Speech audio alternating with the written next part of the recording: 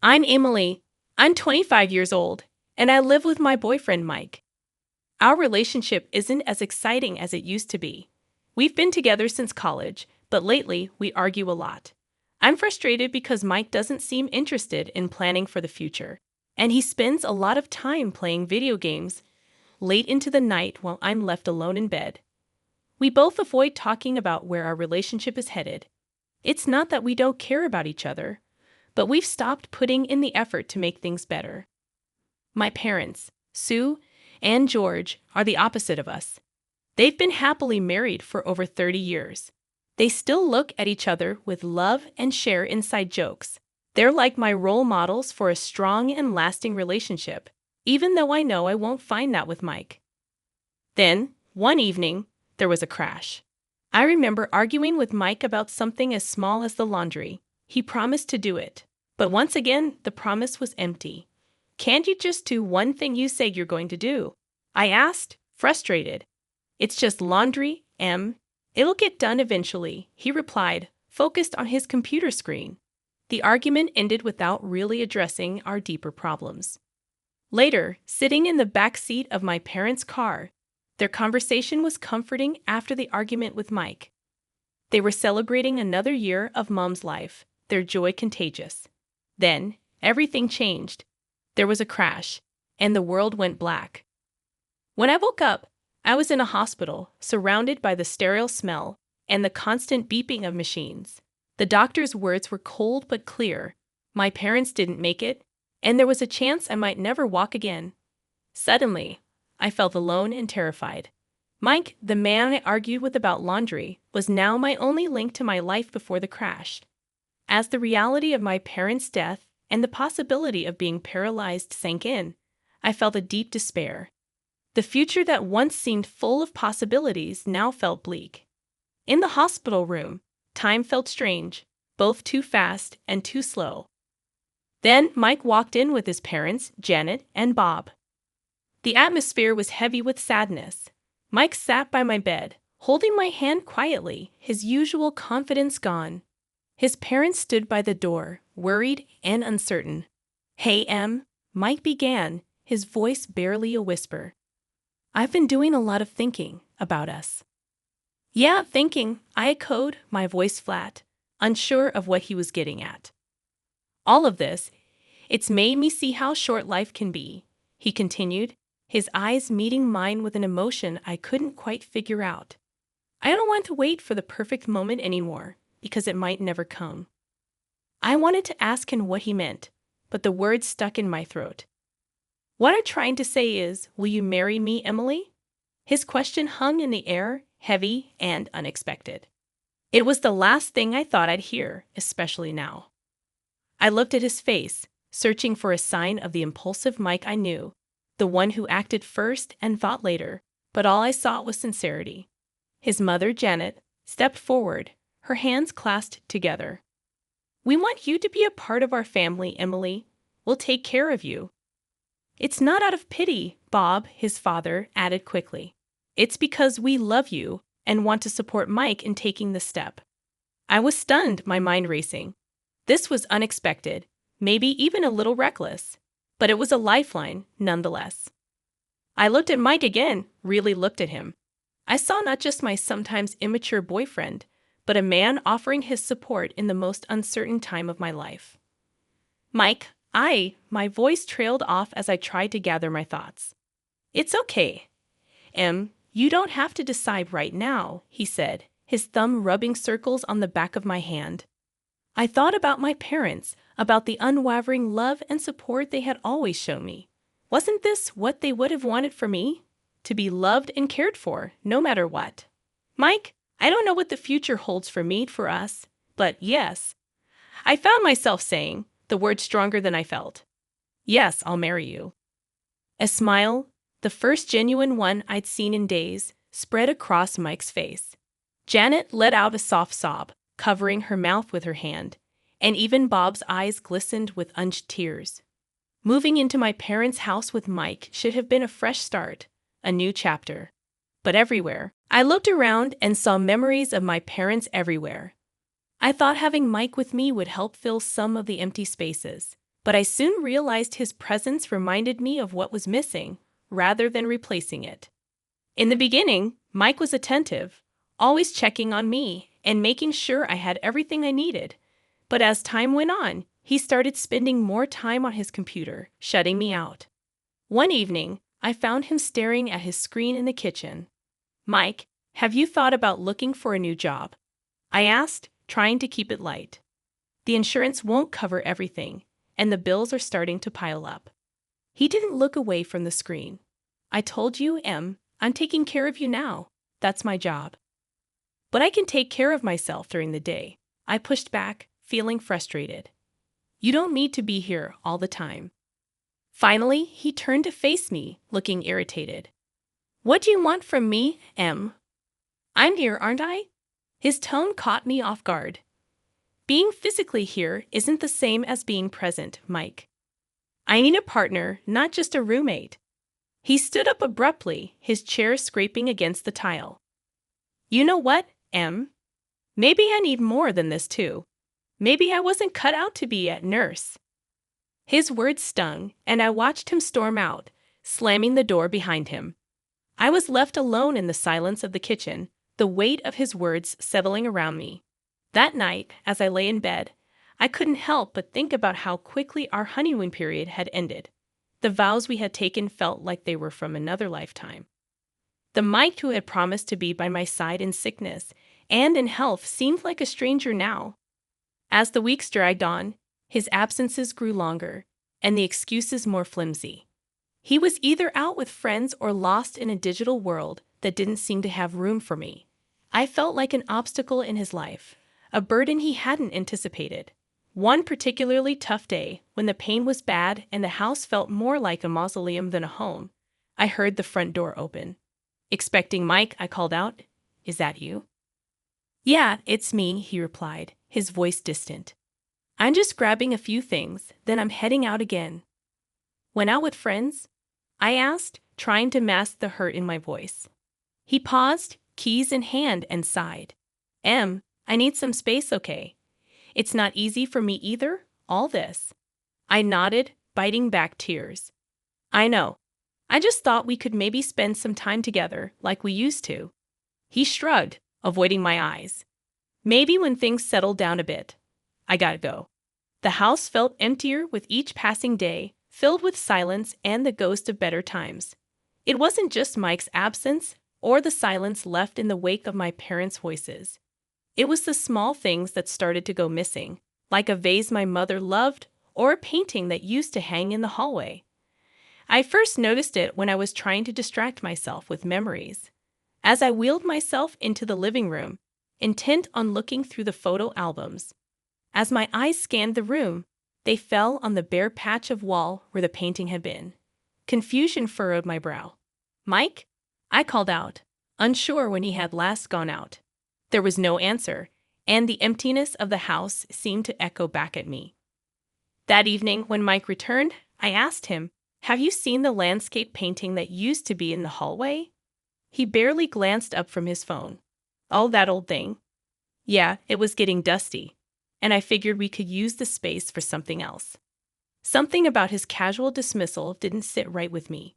"But it was my mom's favorite," I said, a tremor of unease in my voice. He shrugged, his attention still half on his screen. "We can get another painting, Em. It's no big deal." But it was a big deal.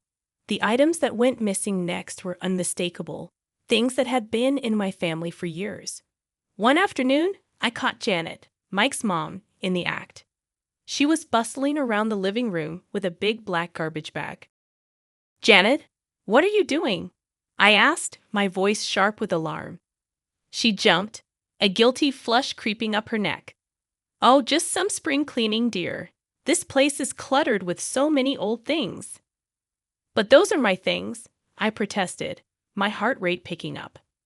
There, she cooed, her voice sickly sweet. "We're just making things nicer for you. You'll thank us later." I watched her like a hawk every time she visited after that. But the thefts became sneakier, more calculated. And every time I brought it up, I was met with reassurances that it was all in my best interest. One night, lying in bed, I turned to Mike, who was scrolling through his phone as had become his nighttime ritual. Mike, your parents have been taking things from the house. My things. He didn't look up. Mom's just trying to help, you know. She's got a knack for this stuff. Help. I echoed, disbelief coloring my tone. By taking my parents' belongings? He sighed, finally setting his phone down and turning to face me. Look, Em, they think we should be looking forward, not backward. They're just trying to take some of the load off you. I wanted to scream, to rage against the violation, the disrespect. But I was tired of fighting, tired of questioning my own sanity. This isn't what I want, I whispered, the fight draining out of me. Mike reached over and patted my hand, a gesture that felt more patronizing than comforting. Try to get some sleep, Em. Things will look better in the morning. I couldn't take it anymore and confided in Anna, my closest friend, who was also a massage therapist. She had been helping with my rehabilitation, her visits a rare source of relief. Anna, things are going missing around the house. I confided as she worked on my stiff muscles, and I can't shake the feeling that Mike and his parents are behind it. Anna paused, her hands stilling on my shoulders. Have you talked to Mike about this? But he just brushes it off, says his parents are helping us by decluttering. I said, letting out a hollow laugh. But it's only my family's things that are disappearing. Anna's brows furrowed in concern. That doesn't sound right, Em. Do you want me to do something? Maybe come by more often, keep an eye out. The idea sparked something in me, a plan forming from the embers of my frustration. Could you? I don't know. Maybe help me set up some sort of camera or something to record what's going on when I'm not in the room. With a nod of determination, Anna agreed. I'll bring something over tomorrow. We'll get to the bottom of this. True to her word, Anna came back the next day with some discreet recording devices, which she placed in strategic locations around the house. It felt like something out of a spy movie, and if I wasn't so desperate for the truth, I might have laughed at the absurdity of it all. A few days later, Anna returned with the recordings, and we sat down to listen. The voices of Mike and his parents filled the room, and the blood in my veins turned to ice as their scheme unfolded through their casual conversation. And once we get her committed, the house and everything in it will be ours, Mike's voice said, clear and cold. Yeah, the place will sell for a fortune, and all those antiques, pure profit. His mother added, her tone greedy. We just need to make sure Emily doesn't catch on before we have everything in place, his father chimed in. Tears streamed down my face as I listened to their betrayal. These people who had promised to care for me, to be my family, were plotting against me. Anna reached over, her hand gripping mine tightly. We have to do something, Em, she said, her voice laced with anger. I wiped my eyes, the sorrow quickly giving way to a steely resolve. We will. I'm not going to let them get away with this. The morning after listening to the recordings, I tried to act normal. But every word they said, every smile they gave, felt like a lie. It was during breakfast when I noticed something was off. The usual noise of the city that drifted in through the open window was absent. I wheeled myself over to see what was happening, only to find that the ramps that allowed me access to the garden were gone. Mike! I called out, my voice laced with panic. Where are the ramps? He came into the room, feigning ignorance. The ramps? Oh, they were looking a bit worn. Thought they needed fixing. I stared at him, the man I thought I knew. And you didn't think to tell me. How am I supposed to get around? His gaze was evasive as he shrugged. I just thought you'd be safer inside for now, you know, until we get new ones. The room felt like it was spinning, and it wasn't for my injury. Safer or trapped? The words slipped out before I could stop them. He didn't respond, just turned and walked away, leaving me stewing in a mix of anger and helplessness. Later, when I asked Janet about it, she was syrupy sweet with false concern. We're just looking out for you, dear. We wouldn't want you to have an accident, she said, touching my shoulder with faint tenderness. I pulled away from her touch, feeling the sting of their deceit. I didn't realize needing ramps qualified as a hazard. I replied, my voice steady though my insides were shaking. Janet's eyes hardened for a moment before she regained her composure. "We're just trying to help, Emily. It's for the best." That night, as I lay in bed, the darkness felt oppressive. Mike was out again, probably drowning his guilt in cheap beer and cheaper thrills. I reached for my phone, the screen a small beacon in the dark, and dialed the number Anna had given me for emergencies. "Anna?" I whispered when she picked up. "They've removed the ramp. I'm literally trapped in my own home." Her voice was firm, a lifeline in the tumultuous sea I was drowning in. "Hang tight, Em. I'm going to make some calls. We're going to sort this out." The next day, I was in the kitchen when I heard the doorbell. My heart pounded as I maneuvered towards the entrance. It was Anna, flanked by a man and woman wearing crisp suits and stern expressions. They were from a local disability rights organization, here to assess my living situation. Beside them was my lawyer, Mr. Hammond, clutching a leather briefcase. "Emily, we're here to make things right," Anna said, her determination matching the resolve in my chest. Mr. Hammond stepped forward. "We need to establish the facts first, Emily. I'll need to see the house, check against the inventory of your parents' belongings." As we moved through the house, the representatives from the service took notes, their disapproval clear at the missing ramps and the blatant disregard for my welfare. Mike walked in during the commotion, surprise etching his face. "Em, what's going on? Who are these people?" he asked. I looked at him, really looked at him, allowing the full weight of my gaze to settle on his shoulders. "I'm taking back control, Mike. This is my lawyer, and these are advocates for people with disabilities. They're here to ensure my home is safe and that my rights are respected." Janet and Bob entered the fray, confusion turning to fear as they realized the seriousness of the situation. "Emily, darling, what is this about?" Janet's voice trembled. "It's about my rights, my home, and the truth," I said, my voice steady despite the storm raging inside me. "Mr. Hammond is here to confirm the inventory of my inheritance." Mr. Hammond opened his briefcase, pulling out documents and photographs.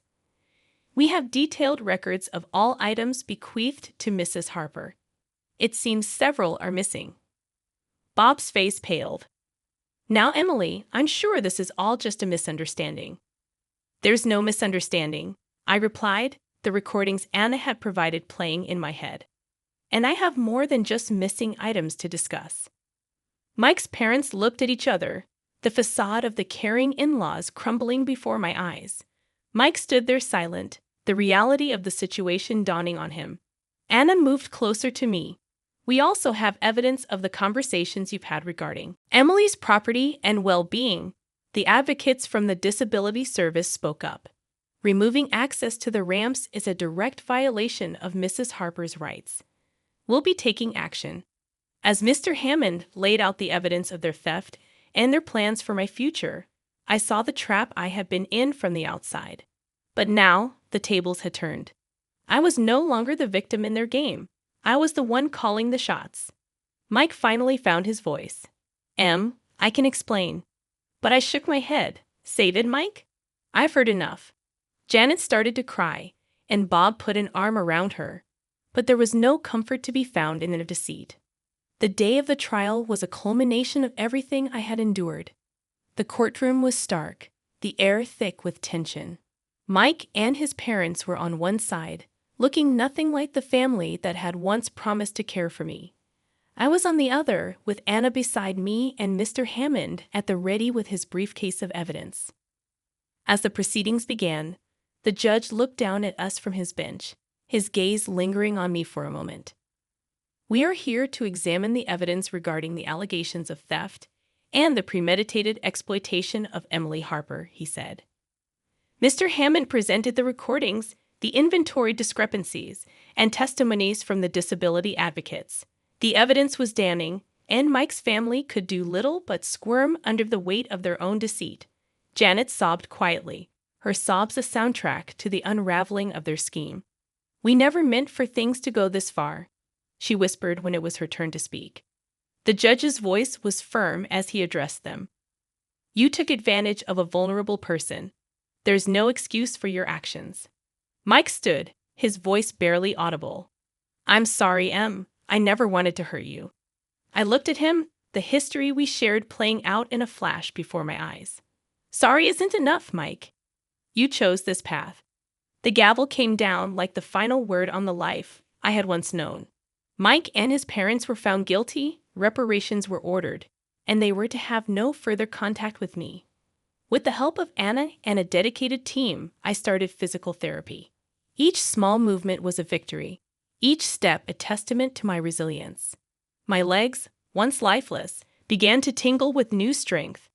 One day, as I managed to stand with the help of parallel bars, Anna cheered me on.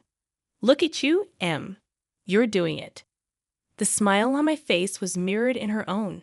I am, aren't I? The joy bubbled up from a place I thought had been broken beyond repair. And so I moved forward, one day at a time.